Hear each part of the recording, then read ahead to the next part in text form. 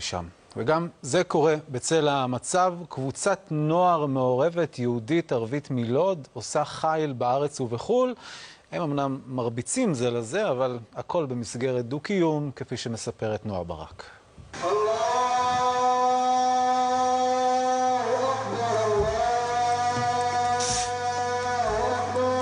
אני הייתי בדלת כאילו להירשם לקבוצת מכבי תל אביב בכדורגל, ואבא שלי אמר לי מה דעתך לנסות. אמרתי לו אין בעיה, זה טוב לנסות דברים חדשים בחיים.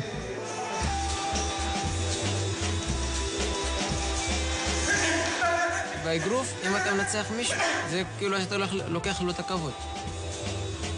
זה כאילו אתה מגן על הכבוד שלך.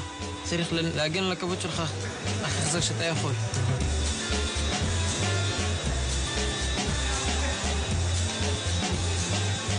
יש לי 57 קרבות, וביניהם 54 ניצחונות. מה כל כך כיף באגרוף? מה זה עושה לך? השמחה שלי זה כשאני מבין שאני מנצח, ואני מבין שטקטית הקרב שלי יותר טוב משל היריב. בימים שמעל האדמה משתולל גל טרור ברחבי הארץ, מתחת לאדמה במקלט בלוד מנסים בני נוער יהודים וערבים לקיים זירה אחת של שפיות ודו-קיום. ידיים להחזיר לפנים, לא להוריד למטה.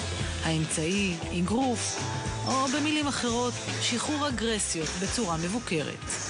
אצלנו באימון, במועדון, אין ערבי, יהודי, נוצרי, מוסלמי, אין דבר כזה. כולם חברים. אנחנו כולנו מסתדרים כקבוצה, אנחנו כמו משפחה אחת גדולה. לא מדברים בגלל זה אתם אשמים, אנחנו אשמים, אין דבר כזה. אנחנו לא מתעסקים בפוליטיקה שם. מוחמד אבו ריאש, בן 16, נולד בעיר לוד. בן בכור מ6 ילדים, האבא נהג מונית, האמא מורה במקצועה. כבר 2.5 שתייסיר ועאידה מלווים את מוחמד ל3 אימונים בשבוע ובתחרויות בחו"ל. מתי הבנת שהוא פוטנציאל כזה גדול? אחרי חצי שנה. כי המאמן דיבר איתי עליו, אמר לי, שמע, יש לו פוטנציאל, הוא משקיע, הוא יודע לתאמן, יש לו תנועה יפה, יש לו יד חזקה, ואני רוצה לקדם אותו. האמת חששתי בהתחלה. דאגתי כשהוא עלה, הוא בא הביתה ועם פה נפוח או עין נפוחה. וכשהוא אמר לי שזה ככה, זה חלק מהספורט, אל תדאגי, הכל בסדר. אני גם עשיתי לו כשהיריב עשה לי, גם אני עשיתי לו. ולמדתי לזרום איתו. אם לא סופגים, לא גודלים. חייב לספוג כדי לגדול. דניאל איליושונוק, רק בן 13, מתאגרף כבר מגיל 8. החלום שלי זה החלום של המאמן. בעזרת השם להגיע לאולימפיאדה שתהיה בטוקיו. אבל לפני שנה כמעט נגדע חלומו של דניאל. בעקבות תאונת עבודה הפכה אמא שלו למובטלת, והוא נאלץ לוותר על אהבתו הגדולה.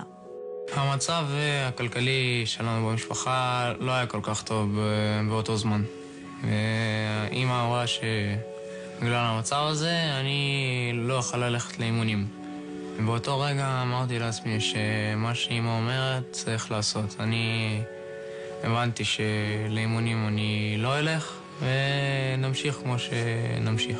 שאחרי חודש שהוא לא היה הולך לגרוף, פתאום יום אחד אני רואה את המתאמן שלו, יעקב, הוא עוצר את האוטו, שואל אותי מה נשמע, מה שלומך, אמרתי הכל כמו שהיה.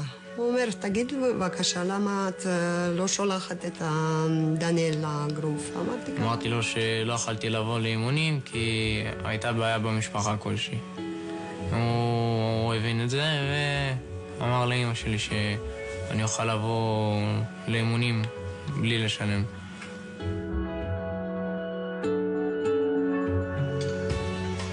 ומאז דניאל לא מפסיד שום אימון. יעקב וולך המאמן, שהוא למעשה גם סוג של אבא, מעניק היום לחניכים שלו את מה שהוא לא זכה לקבל כשהיה מתאגרף צעיר בלוד.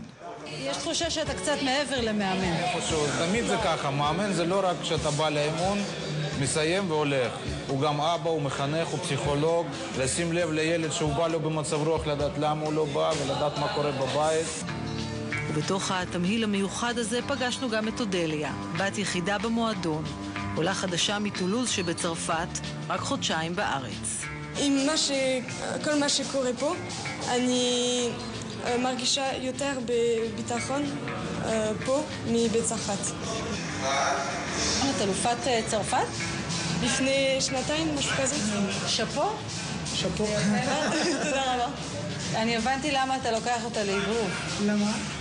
כי ככה אם בחור יעצבן אותה, והיא לא תאהב אותו, היא תתן לו פאנץ'. יש העניין של הבחור, תשאירי לי. עכשיו, תתחיל, סטופ.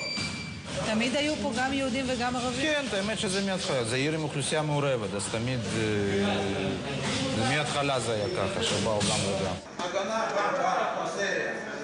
את יכולה להבין אימא שתסתכל עלייך ותגיד שאת משוגעת שאת נותנת לבן שלך ללכת יש כאלו שאומרים. לאגרוף, שזה קרב של בוקסים, יש עם שאומרים, בני נוער ערבים. תמיד אנחנו שומעים דבר כזו, אבל אני שותקת, אני לא עונה. כי יש כל מיני דבר, מחר אי אפשר לדעת מה יקרה ובאיזה מקום יקרה.